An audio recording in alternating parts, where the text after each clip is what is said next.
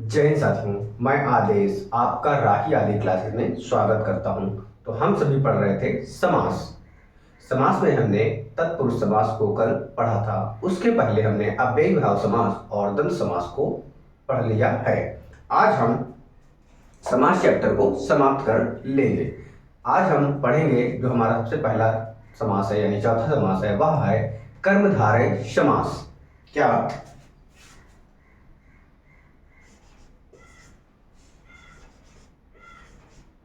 कर्म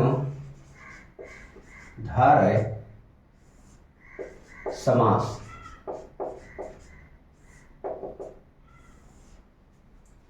कर्मधारय समास वह समास होता है यानी जिस समास में विशेषण विशेष्य विशेषण विशेष्य या फिर उपमेय उपमान होता है, वहां पर कर्मधारय समास होता है। अब जैसे आप देख लीजिए क्या कि विशेषण और विशेष्य क्या होता है। जैसे ये लिखा क्या, काला घोड़ा। यहां पर कर्मधारय समास है, लेकिन आप सभी को पता होना चाहिए कि विशेषण क्या है और विशेष्य क्या है। तो जो विशेषता बताता है वह विशेषण कहलाता है। तो घोड़े की विशेषता बता रहा है कि कैसा है, काला है। तो हमारा ये हो गया विशेषण। जो काला शब्द है वह हमारा विशेषण हो गया, और जो घोड़ा शब्द है वह हो गया विशेष्य। क्या हो गया, विशेष्य हो गया। यानी हम इसे घोड़े को संज्ञा भी कह सकते हैं। यानी विशेष जो होता है वह संज्ञा होता है। जैसे काली मिर्च, लाल मिर्च, यहाँ पर किसी न किसी चीज की विशेषता बताई जाती है, यानी विशेषण और विशेष्य होता है। अगर हम देखें उपमेय और उपमान, क्या उपमेय और उपमान, तो आप सभी पहले कर्मधारय समास की परिभाषा को लिख लीजिए। क्या, जिस समास में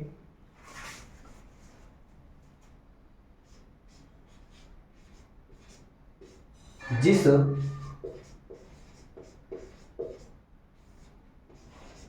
समास में दोनों पद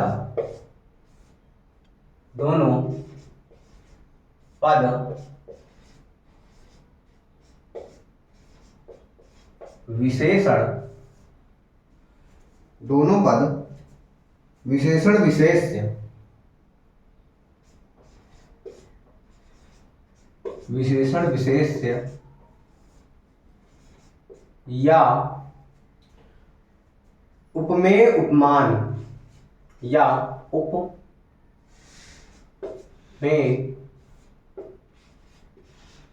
उपमान, उपमेय उपमान का संबंध होता है,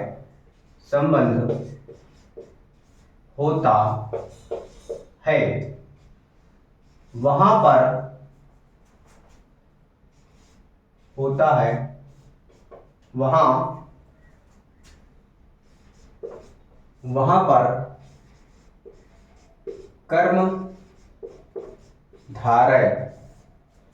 पर कर्मधारय, समास होता है। वहां पर क्या होता है, कर्मधारय समास होता है। ये हमारी परिभाषा हो गई। जिस समास में दोनों पद या दोनों पदों में लिख सकते हैं, दोनों पद यहां लिख लीजिए में, दोनों पद में विशेषण विशेष या उपमेय उपमान होता है, तो वहां पर क्या होता है कि कर्मधारय समास होता है। आप सभी समझने के लिए क्या होता है विशेष और क्या होता है विशेषण, इस उदाहरण को लिख लीजिए या फिर समझ लीजिएगा कि क्या होता है विशेष और क्या होता है विशेषण। अब आप सभी देखिए उपमेय क्या होता है और उपमान क्या होता है। क्या, उपमेय क्या होता है और उपमान क्या होता है। क्लास में आप बने रहिएगा, आपको तभी पूरा यानी पूर्ण रूप से समझ में आएगा। अभी हम बताएंगे कि कर्मधारय समास का विग्रह करने पर हम कैसे आसानी से पहचान जाएंगे कि इसमें कर्मधारय समास है। पहले अब हम देखते हैं क्या कि उपमेय कौन सा होता है और उपमान क्या होता है। तो उपमेय होता है क्या कि जिस व्यक्ति की तुलना की जाए, क्या जिसकी तुलना की जाए वह उपमेय होता है और जिससे तुलना की जाए वह उपमान होता है। क्या होता है? उपमान होता है। जिससे तुलना की जाए वह उपमान होता है। जैसे मृग के समान, उदाहरण है क्या, मृग के समान लोचन। अब आपको समझ में आ जाएगा इस उदाहरण से कि उपमेय क्या है और उपमान क्या होता है। उपमेय क्या है और उपमान क्या होता है। यहाँ पर लोचन जो है वह है उपमेय। क्या है? लोचन जो है उपमेय है और मृग क्या है? उपमान है। क्या है? उपमान है। मृग के समान यानी तुलना की गई है मृग के, तो जिसकी तुलना की जाती है वह उपमान होता है। जिससे तुलना की जाती है वह उपमान होता है और तुलना आंखों के द्वारा आंखों से की जा रही वह उपमेय होता है। क्या होता है? उपमेय होता है।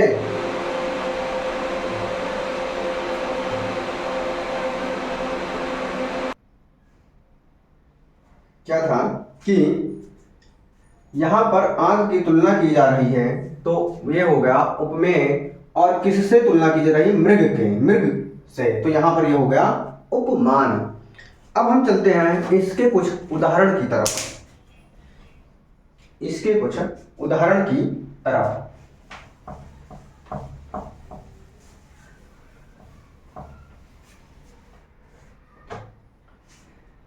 जैसे हम जब विग्रह करेंगे, क्या विग्रह करेंगे, तो ये कर्मधारय समास है। कर्मधारय की समास की पहचान क्या होगी विग्रह करने पर? है जो, क्या साइड में लिख लीजिएगा पहचान, या नोट की तरफ लिख लीजिएगा, नोट करके नोट। विग्रह करने पर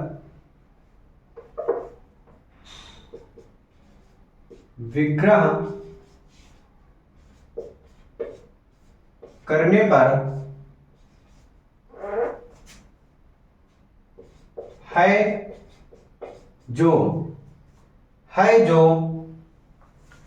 शब्द आएगा या फिर रूपी शब्द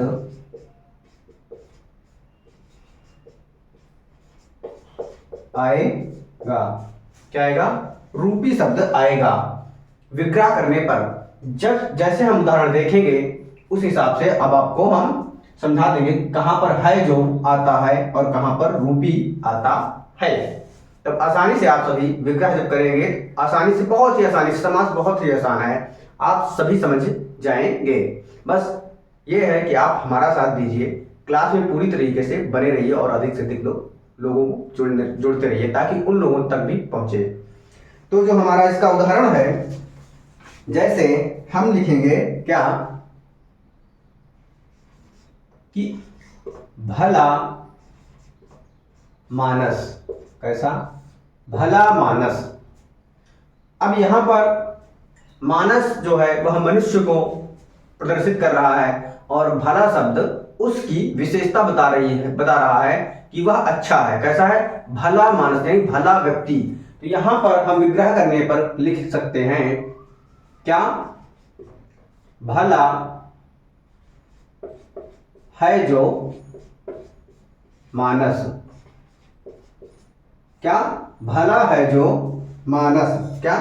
भला है जो मानस। यहां पर विग्रह करने पर आ रहा है जो।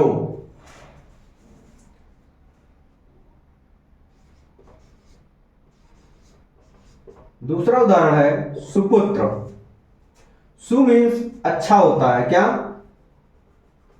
सु का जो मीनिंग होता है वह होता है अच्छा है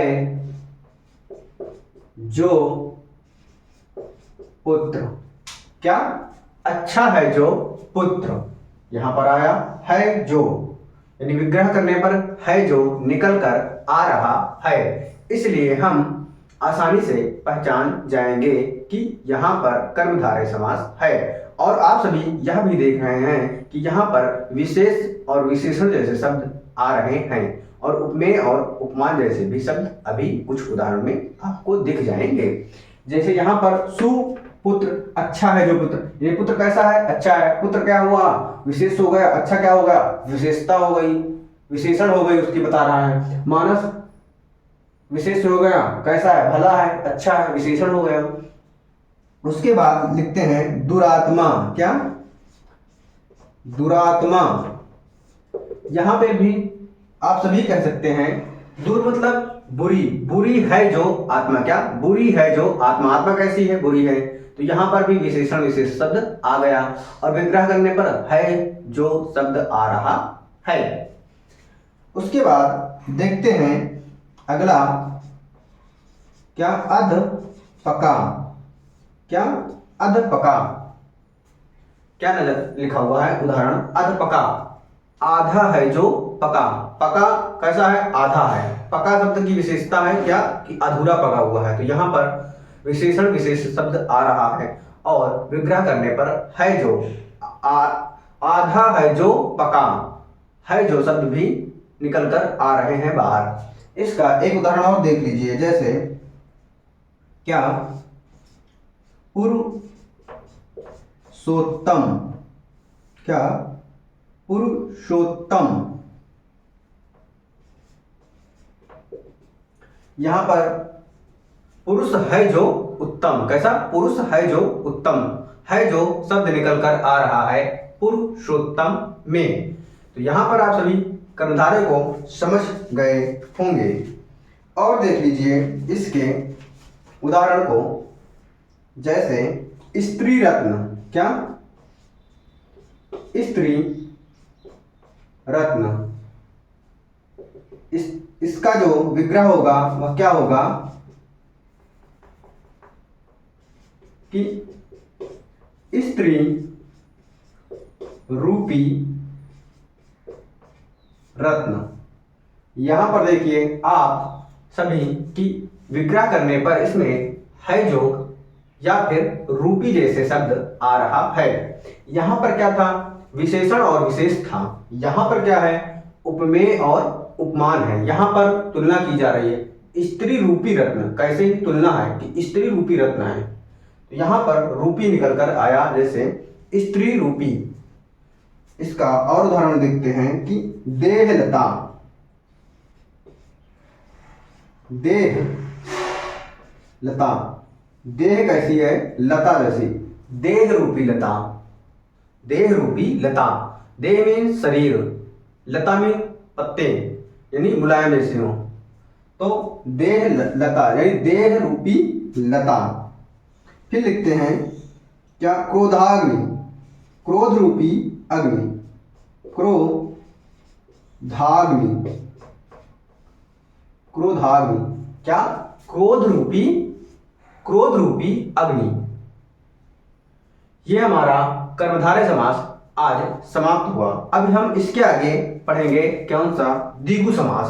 कौन सा पढ़ेंगे? अब हम पढ़ते हैं द्विगु समास को।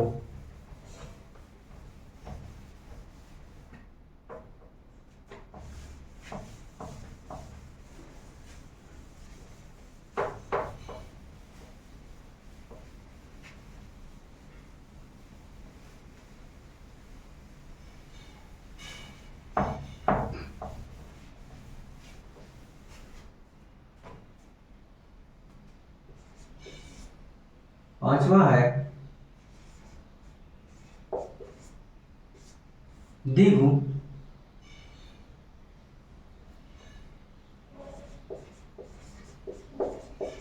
समास। यहां पर क्या होता है द्विगु समास में कि जिस समास में पहला पद क्या जिस समास में पहला पद संख्यावाची हो, कैसा हो, संख्यावाची हो, तो वहां पर द्विगु समास होता है। क्या होता है, वहां पर द्विगु समास होता है। ये तो हो गई इसकी परिभाषा।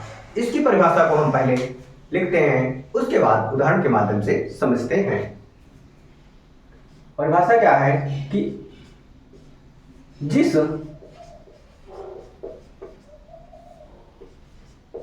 समास में पहला पद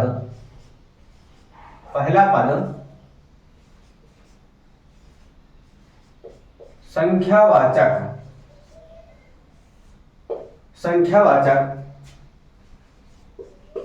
होता है या होता है, वहां द्विगु समास होता है। वहां पर क्या होता है, द्विगु समास होता है। अब हम क्या करेंगे कि इनके उदाहरणों को हम लिखते हैं। जैसे चौराहा, चौ मतलब चार, राहा मतलब रात।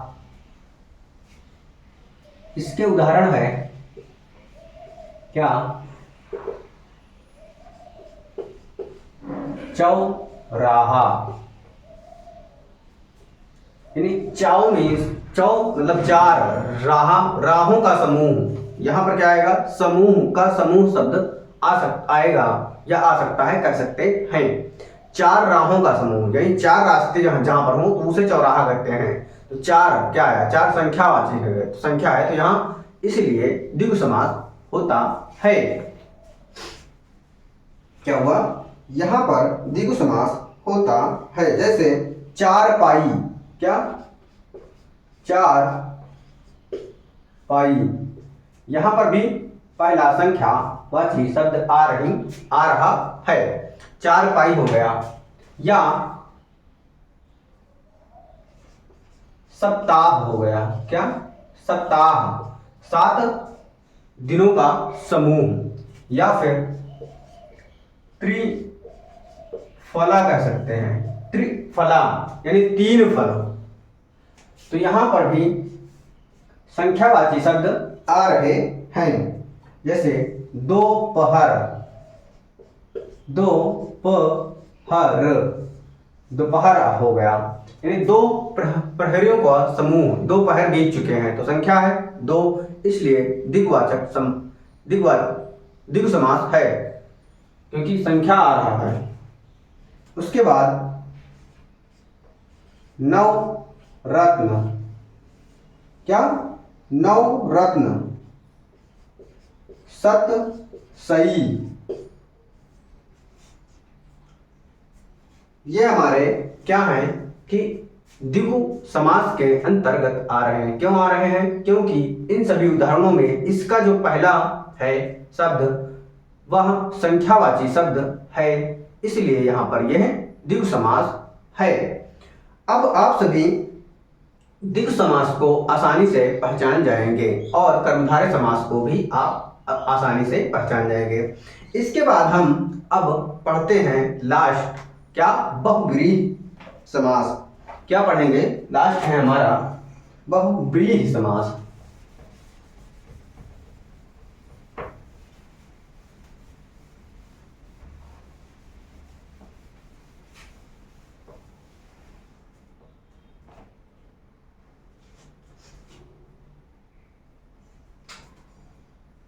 छठा है और लास्ट समास है, क्या, कि बहुव्रीहि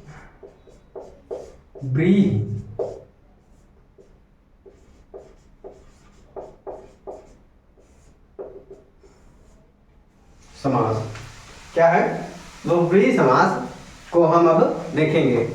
यहाँ पर क्या होगा, अभी तक क्या हो रहा था कि किसी का पहला पद प्रधान होता था, किसी का दूसरा पद प्रधान होता था, किसी में दो का जैसे कर्मधारय था दोनों पद प्रधान होते थे। लेकिन अब ये बहुब्रीहि समास है, यहाँ पर ना ही पहला पद प्रधान होगा ना ही दूसरा पद प्रधान होगा। जो उदाहरण दिया होगा, जो शब्द दिया जाएगा वह होगा तो एक, लेकिन उसका एक अलग अर्थ निकल कर आएगा। उसका एक अलग अर्थ जब निकल कर आएगा तो वहां पर क्या होगा कि बहुब्रीहि समास होगा। वहां पर क्या होगा, बहुब्रीहि समास होता है। तो आप सभी अब हम सभी पढ़ेंगे बहुब्रीहि समास को। बहुब्रीहि समास की हम पहले परिभाषा को लिखकर देखते हैं, उसके बाद हम पढ़ेंगे इनके उदाहरणों की तरफ। जिस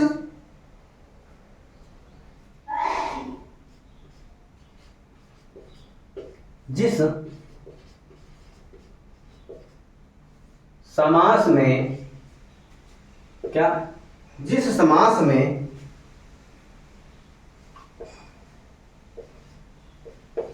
ना तो पहला पद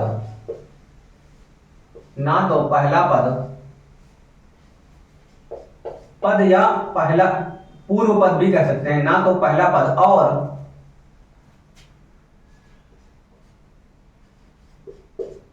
ना ही दूसरा पद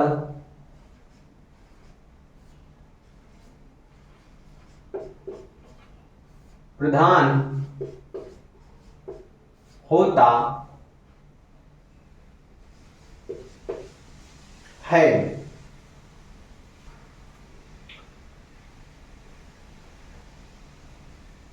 अपितु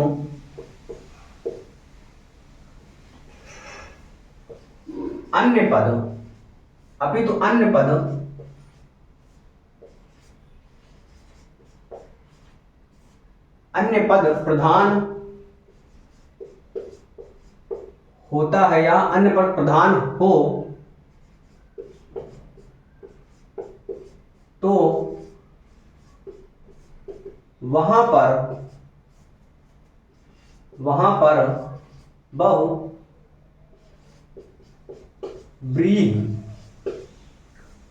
बहुब्रीहि समास होता है। क्या होता है कि वहां पर बहुब्रीहि समास होता है। जैसे नीलकंठ, कुछ उदाहरण यहां पर आपको ऑप्शन के माध्यम से चुनना पड़ेगा। किसके?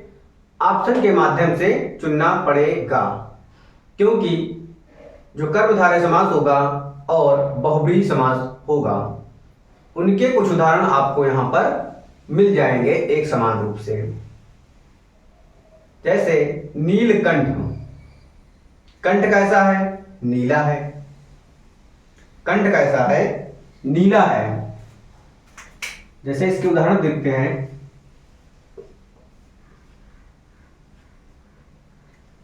क्या हुआ कि नील कंठ, ये हमारा उदाहरण है।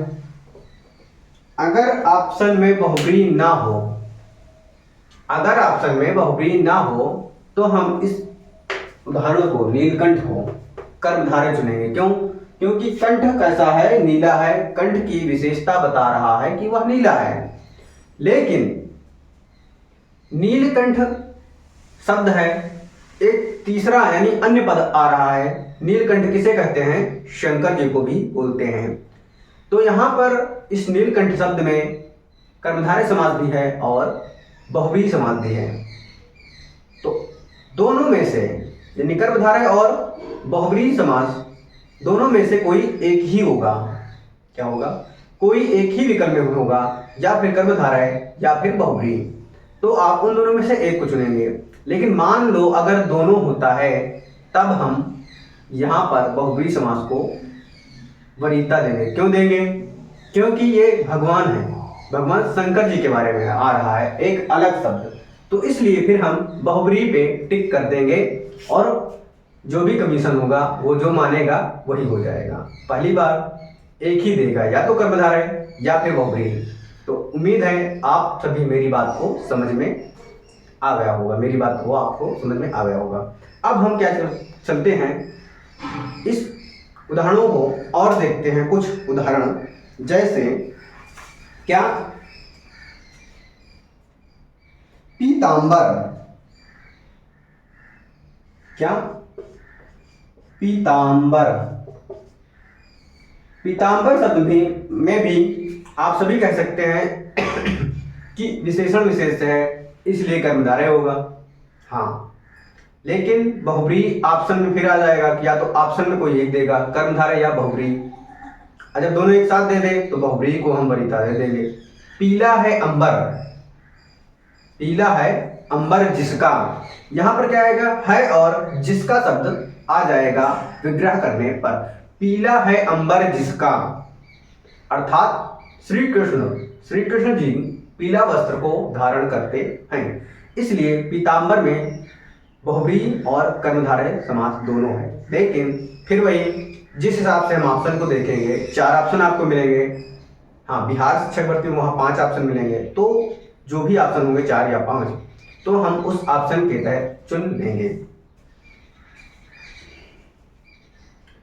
फिर देखते हैं क्या, चक्रधर, चक्रधर। अब इसका एक अलग अन्य पद आएगा जो होगा, वह क्या है, चक्रधर, चक्र को धारण करने वाला। क्या, चक्र को धारण करने वाला। चक्र कौन धारण करता है, भगवान विष्णु जी ही करते हैं, या फिर कह सकते हैं कि कृष्ण जी करते हैं। तो क्योंकि विष्णु जी के अवतार ही कृष्ण हैं, तो यहाँ पर क्या है, चक्रधर, तो हम कह सकते हैं विष्णु या कृष्ण। एक अलग पद आ रहा है, इसलिए इसमें भी यानी चक्रधर में भी बहुब्रीहि समास है। उसके बाद है दशानन। क्या, दशानन हो गया, यानी 10 हैं जिसके मुख, अर्थात यहां पर भी आप देख रहे हैं क्या, सबसे पहले कि 10 आया है, तो आप सोचिए बहुब्रीहि समास है, अरे वो सॉरी द्विग समास। अगर सोचे 10 है संख्यावाची है तो आप सोचेंगे द्विग समास।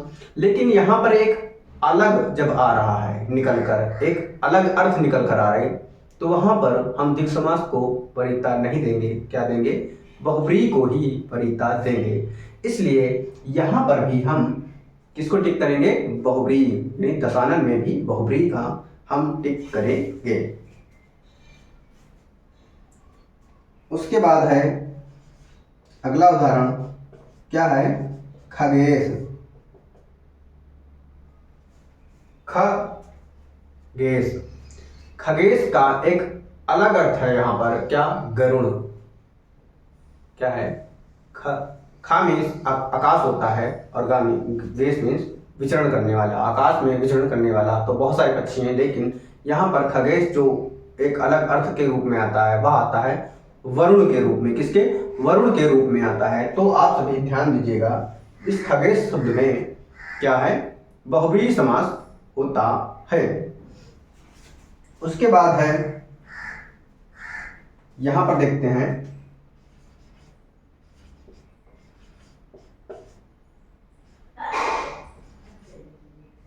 मृग लोचन। मृग लोचन क्या बोला गया है, मृग लोचन, यानी मृग मीन्स हिरण, हिरण के जैसी आंखों वाली, हिरण के जैसे आंखों वाली। एक अलग है अर्थ निकल कर आ रहा है, हिरण की जैसी आंखों वाली। किसका, कौन हो सकता है, एक स्त्री हो सकती है, एक विशेष रूप से स्त्री। ऐसे तो बहुत सारे होते हैं, लेकिन किसी को देखते हैं हम तो उसके बोल देते हैं, बोलते हुए कि गजगामनी भी बोल देते हैं कि हाथी के जैसे चल रही हो या कुछ भी, यानी उसकी जो आंखें हैं वह हिरणों के समान हो। एक कोई गाना भी है। तो यहाँ पर भी क्या होगा, बहुब्रीहि समास हो जाएगा। लंबोदर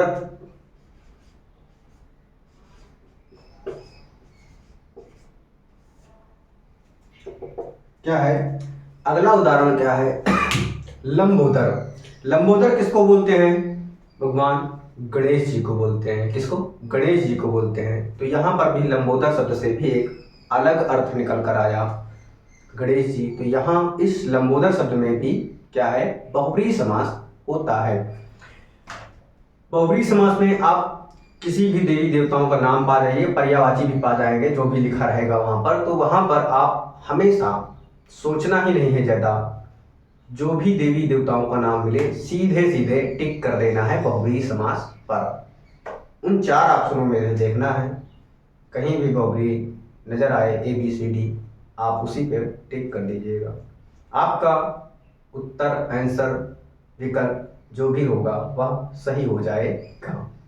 उम्मीद है आपको क्लास पसंद आई होगी।